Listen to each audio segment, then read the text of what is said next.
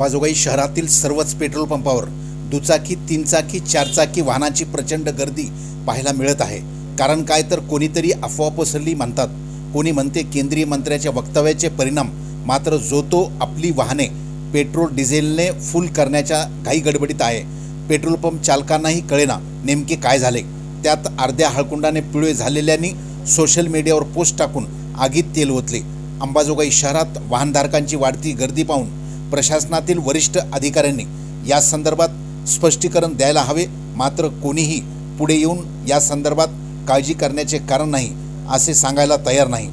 Petrol pump चालकांचा झटक्यात stock संपल्याने त्यांनी वाहनधारकांचे आभारच मानले असतील।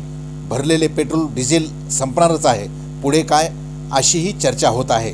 मात्र अंबाजोगाई शहरामध्ये वाहनधारकांमध्ये जी धांदल उडाली ती पाहण्यासारखी होती।